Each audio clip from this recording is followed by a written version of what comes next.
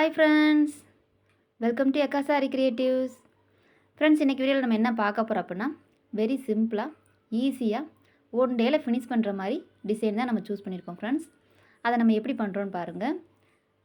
நம்ம சேனல் வீடியோஸ்லாம் பிகினர்ஸ்க்கு வந்து ரொம்ப யூஸ்ஃபுல்லாக இருக்கும். ஸோ நம்ம சேனலை சப்ஸ்கிரைப் பண்ணி பாருங்கள். பக்கத்தில் இருக்க பெல் ஐக்கானை கிளிக் பண்ணிக்கோங்க. அப்போ தான் நம்ம போடுற ரெகுலர் வீடியோஸ் வந்து உங்களுக்கு வந்து சேரும். நம்ம சேனலுக்கு சப்போர்ட் பண்ணுங்கள், லைக் பண்ணுங்கள், ஷேர் பண்ணுங்கள், கமெண்ட் பண்ணுங்கள். வாங்க ஃப்ரெண்ட்ஸ், வீடியோக்குள்ளே போகலாம். இப்போ நம்ம வந்து மெட்டீரியல் சார்ஜே ரொம்ப செலவில்லாமல் கம்மியான செலவில் ஒரு 1500 ரேஞ்சுக்கு நம்ம ப்ளவுஸ் டிசைன் பார்க்குறோம். பேக் நெக் சிம்பிளாக போடுறோம், ஸ்லீவ் மட்டும் கொஞ்சம் கிராண்டாக கொடுக்குறோம்.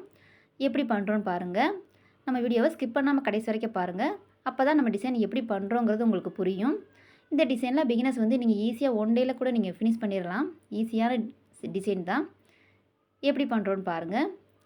வாங்க வீடியோக்குள்ளே போகலாம். இப்போ பாருங்கள், நான் ப்ளவுஸை வந்து நான் மார்க் பண்ணி வச்சுருக்கேன்.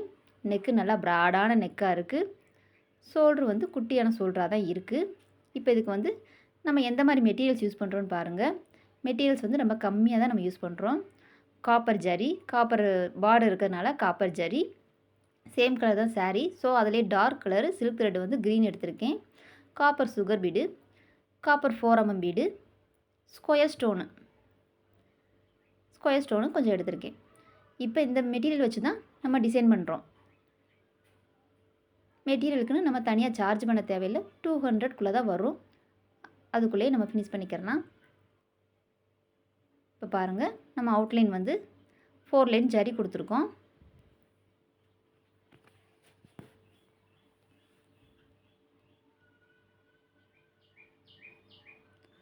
நம்ம நெக்கில் 4 லைன் ஜரி கொடுத்துட்ருக்கோம். அதுக்கப்புறம் நம்ம சேம் கலரான க்ரீன்லேயே டார்க் க்ரீன் எடுத்து வச்சுருந்தோம் இல்லையா, சில்க் த்ரெட்டு. அந்த டார்க் சில்க் த்ரெட்டை 2 லைன் கொடுத்து நம்ம மடக்கி போட்டுக்கலாம். அப்போ நம்மளுக்கு ஒரு பைப்பிங் போட்ட லுக் வந்து நம்மளுக்கு கிடைக்கும். நம்ம வந்து ஜரியை 4 லைன் கொடுத்துட்டு நம்ம சில்க் த்ரெட் இந்த மாதிரி கொடுக்கும்போது நம்மளுக்கு மிஷினில் அடிக்கும்போது அடிபடாமல் இருக்கும். ஊசி டேமேஜ் ஆகாது, பாசியும் நம்மளுக்கு டேமேஜ் ஆகாது. ஒரு சில நேரம் நம்ம லைனை ஒட்டியே நம்ம பீட்ஸ் வச்சுட்டோம் அப்படின்னா நம்ம மிஷினில் அடிக்கும்போது அந்த நண்டுக்கால் தட்டி வந்து நம்மளுக்கு பீட்ஸ் வந்து டேமேஜ் ஆகும். இப்போ நம்ம இந்த லைன் ஒரு 6 லைன் நம்ம கொடுத்துருக்கும்போது நம்மளுக்கு வந்து சிங்கிள் நண்டுக்கால் நம்ம மாற்றணுங்கிற அவசியம் கிடையாது. நம்மளுக்கு ஊசியும் டேமேஜ் ஆகாது, பாசியும் டேமேஜ் ஆகாது. நம்ம கடைசியாக நம்ம கை வேலை பார்க்கணுங்கிற அவசியமும் நம்மளுக்கு வராது.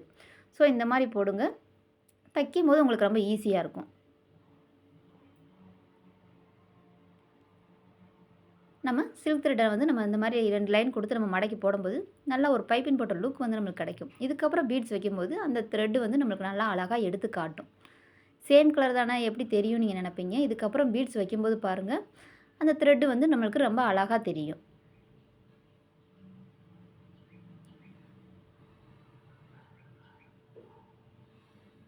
இந்த மாதிரி லைன் ஃபுல்லாக நம்ம கம்ப்ளீட் பண்ணிடலாம். இப்போ நெக்ஸ்ட்டு பாருங்கள், ஒரு sugar bead 4mm bead sugar bead கொடுத்துருக்கோம். இப்போ அந்த லைனுக்கு பக்கத்தில் நம்ம சுகர் பீடு கொடுக்கும்போது அந்த நம்ம சில்க் த்ரெட் வந்து லைன் எவ்வளோ நல்லா தெரியுதுன்னு பாருங்கள். இதுவே நம்மளுக்கு ஒரு கெட்டி ஒர்க்காக வந்திருக்கு. பிகினர்ஸ் வந்து ஃபஸ்ட்டு ஸ்டார்டிங்கில் இதை மட்டுமே நீங்கள் பேக் நெக் டிசைனாக நீங்கள் போடலாம். பேக்கு, ஃப்ரண்ட்டு, ஸ்லீவு நீங்கள் யூஸ் பண்ணலாம். இப்போ இந்த 3 லைனுக்கு அப்புறம் பாருங்கள், 4mm பீடை ஒரு 2 பீடு வைக்கிற அளவுக்கு கேப் விட்டு வச்சுருக்கேன். ஏன்னா அந்த 4mm சுற்றி ஒரு 2 லைன் வர மாதிரி நான் கேப் விட்டுருக்கேன். ஊடால ஒரு பாசி 4mm ஒரு பாசி வைக்கிற அளவுக்கு நம்ம கேப் விட்டு வச்சாலே கூட சரியாக வரும். ஏன்னா இந்த 4mm சுற்றி ஒரு பாசியை சுற்றி அடுத்த பாசிக்கு நம்ம சுகர் பீடு கொண்டு வரும்போது அந்த 2 பாசி இடைவெளி வேணும் இல்லையா. ஸோ அதுக்கு தான் நான் ஊடால ஒரு 4mm வைக்கிற அளவுக்கு நான் கேப் விட்டுருக்கேன். இப்போ பாருங்கள், நம்ம பாசி எப்படி கொண்டு வந்திருக்கோன்னு பாருங்கள். ஆர்ச் மாதிரி இந்த 4mm பீடை சுற்றி பக்கத்தில் இருக்க பாசிக்கு நம்ம வந்திருக்கோம். 2 சுகர் பாசி வைக்கிற அளவுக்கு நம்ம கேப் விட்டுருக்கோம் பாருங்கள். அந்த கேப் நம்மளுக்கு சரியான அளவில் வந்திருக்கு. 2 சுகர் பீடை நிற்கிற அளவுக்கு நம்மளுக்கு கேப் சரியாக இருந்ததுனால இப்போ நம்மளுக்கு கேப் வந்து கரெக்டாக இருக்குது. இது நல்லா ஒரு பூ மொட்டு மாதிரி நம்மளுக்கு நல்லா அழகாக தெரியும். இந்த டிசைன் வந்து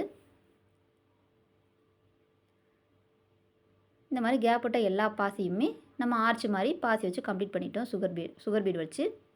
இப்போ அதுக்கப்புறம் பாருங்கள், அந்த ஒவ்வொரு ஆர்ச்சுக்கு மேலேயும் ஒரு 3 சுகர் பாசி, ஒரு 4mm பீடு, ஒரு சுகர் பீடு வச்சுருக்கோம். 3 சுகர் பீடும் ஒரு 4mm பீடும் ஒரு சுகர் பீடு வச்சு லாக் பண்ணியிருக்கோம். எண்டில் வந்து நல்லா அரும்பு மாதிரி தெரியுது பாருங்கள். இந்த ஃபோரம் பீடும் சுகர் பீடும் ஒரு லைன் வச்சு அந்த லைனில் வந்து ஒரு அரும்பு மாதிரி நம்ம வச்சுருக்கோம். இது வந்து நெக்கில் டிசைன் வந்து நம்மளுக்கு கெட்டியாக காட்டும். இப்போ பாருங்கள், கிட்டத்தட்ட ஒரு 1.5 இன்ச் அளவுக்கு சிம்பிள் ஒர்க்கு தான். ஆனால் 1.5 இன்ச் அளவுக்கு நம்மளுக்கு கிராண்ட் லுக்கு கிடைக்குதா? ஸோ இந்த டிசைனில் நீங்கள் பிகினர்ஸ் வந்து நீங்கள் சூஸ் பண்ணி போடலாம் ஃப்ரெண்ட்ஸ். ரொம்ப ஈஸியாக நீங்கள் ஃபினிஷ் பண்ணுவீங்க.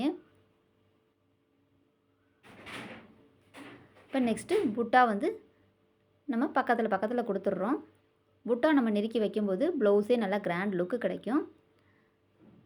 இப்போ நான் ஃபினிஷ் பண்ணிவிட்டு காட்டுறேன் பாருங்கள். பேக் நெக் வந்து நம்ம சிம்பிளாக பண்ணோம். ஆனால் நல்ல லுக் வந்து கிராண்ட் லுக்கில் நம்மளுக்கு நல்லா வந்திருக்கு பேக் நெக் டிசைனு.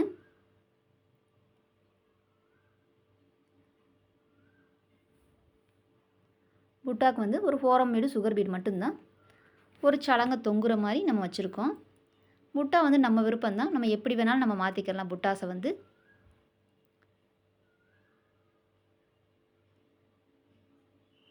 கொஞ்சம் நெருக்கமாக கொடுத்துட்டோம் அப்படின்னா ப்ளவுஸ் நம்மளுக்கு கிராண்டாக வந்துடும். புட்டா வந்து எப்போயுமே ஊடு புள்ளி மாதிரி கொடுக்கணும். நேருக்கு நேராக வச்சோம்னா நல்லா இருக்காது. ஊடு புள்ளி மாதிரி நம்ம கோலத்துக்கு புள்ளி வைக்கும்போது ஊடு புள்ளி வைப்போம் இல்லையா, அது மாதிரி நம்ம ஊடு புள்ளி வைக்கிறோம்.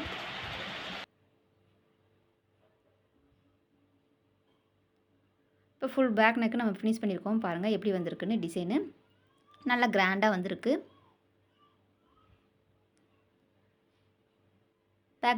பேக் நெக் டிசைன் வந்து நல்லா 1.5 இன்ச்சுக்கு கெட்டி ஒர்க்காகவும் புட்டா வைக்கவும் நல்லா பேக் நெக் ஃபுல்லாக நிறைஞ்சு நம்மளுக்கு நல்லா அழகாக கிடச்சிருக்கு. இப்போ இதுக்கேற்ற மாதிரி ஸ்லீவில் எந்த மாதிரி ஒர்க் பண்ணுறோன்னு பாருங்கள். இப்போ பேக் நெக் வந்து நம்மளுக்கு ரொம்ப அழகாக கிடச்சிருக்கு. இதுக்கேற்ற மாதிரி நம்ம ஸ்லீவில் என்ன பண்ணுறோன்னு பாருங்கள்.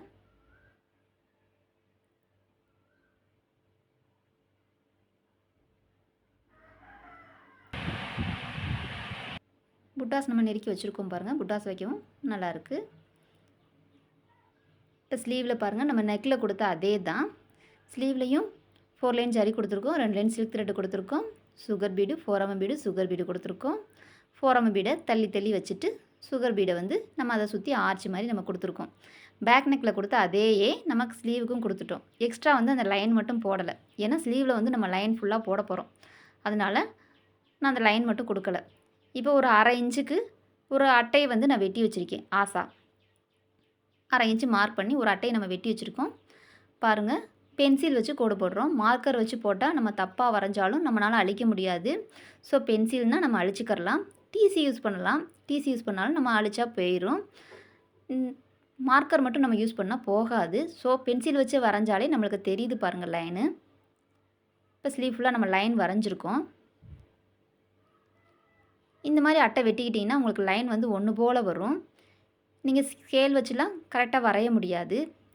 இந்த மாதிரி கரெக்டாக வரைஞ்சி நீங்கள் ஒரு வெட்டி வச்சிட்டிங்கன்னா ஒரு அட்டையை, அந்த அட்டையை வச்சு நம்ம கரெக்டாக எல்லா லைனும் ஒன்று போல் ஒரே கேப்புக்கே நம்ம வரைஞ்சிக்கிறலாம். பார்க்க நீட்டாகவும் நீட் ஃபினிஷிங்காகவும் நம்மளுக்கு கிடைக்கும்.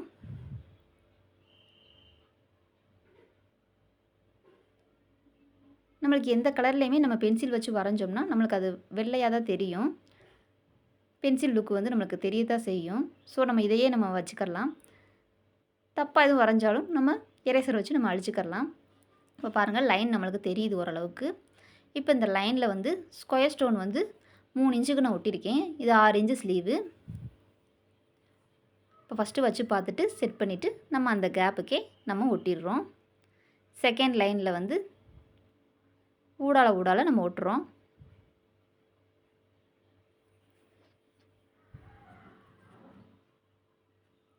பாருங்கள், இந்த ரெண்டுக்கும் நடுவில் வந்து ஸ்டோன் வந்து நம்ம ஒட்டுறோம். இப்படியே மாற்றி எல்லா லைனுக்குமே நம்ம ஒட்டிக்கலாம். ஸ்கொயர் ஸ்டோன் நிறையா ஒட்டும் போது நம்மளுக்கு வந்து ஸ்லீவ் வந்து நல்லா ஃபுல் கிராண்ட் லுக்கில் வந்து நம்மளுக்கு நல்லா கிடைக்கும். ஏன்னா ஒரு லைனுக்கும் நம்ம 3, 2ன்னு ஒட்டுறோம் இல்லையா.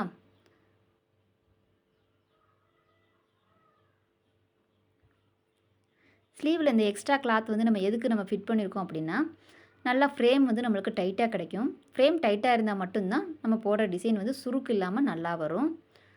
பாருங்கள், அந்த ஸ்கொயர் ஸ்டோனுக்கு அந்த லைன் ஃபுல்லாக நம்ம பீட்ஸ் கொடுத்துருக்கோம். அந்த ஸ்கொயர் ஸ்டோன் வர இடத்துல மட்டும் நம்ம லாக் பண்ணி ஸ்கிப் பண்ணி போயிருக்கோம். இப்போ லைன் ஃபுல்லாக நம்ம சுகர் பீட் கொடுத்துருக்கோம். இப்போ ஸ்லீவ் எவ்வளோ கிராண்டாக வந்திருக்குன்னு பாருங்கள். இப்போ நம்ம ரொம்ப சிம்பிளாக சூப்பராக அழகாக பேக் நெக்கு ஸ்லீவும் நம்ம ஃபினிஷ் பண்ணியிருக்கோம். இந்த டிசைனை சூஸ் பண்ணி நீங்களும் போட்டு பாருங்கள் ஃப்ரெண்ட்ஸ். இது ரொம்ப உங்களுக்கு ஈஸியாக தான் இருக்கும். ஒன் டேயில் நீங்கள் ஃபினிஷ் பண்ணலாம். ஓகே, நம்ம video full watching thank you friends. Okay, பாய்.